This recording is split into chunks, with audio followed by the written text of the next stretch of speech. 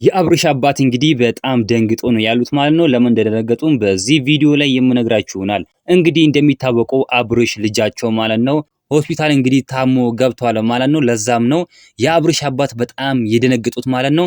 እቺ ሄርሜላ ከመጣች ጀምሮ ነው ልጄ እንደዚህ መሆን የጀመረው፣ ሄርሜላ ህይወት ውስጥ ከገባች ጀምሮ ነው አብርሽ እንደዚህ መሆን የጀመረው ብለው ተናግረዋል ጋሽዬ ማለት ነው። ሄርሜላ ሳትኖር አብርሽ በሰላም ነበር የሚኖር፣ ታሞ ራሱ አያውቅም ነበር።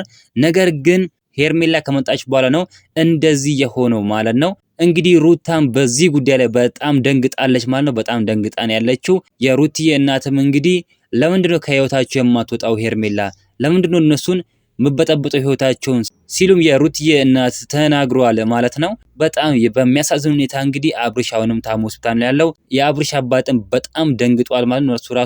እነሱ ራሱ በድንጋጤ ሆስፒታል ይገባሉ እየተባለ ይገኛል ማለት ነው። በጣም የሚደበር ነገር ነው ሄርሜላ ያደረገች ያለችው ማለት ነው። እናንተ ምን ትላላችሁ? ሀሳብ አስተያየታችሁን ኮሜንት ላይ ማስቀመጥ እንዳትረሱ። ቪዲዮ ላይ ቻናሉን ሰብስክራይብ ማድረግ እንዳትረሱ። በሌላ ቪዲዮ እስከምንገናኝ በያላችሁበት የዓለም ዳርቻ ሰላማችሁ ብዝት ይበልልኝ። ደህና ሁኑልኝ።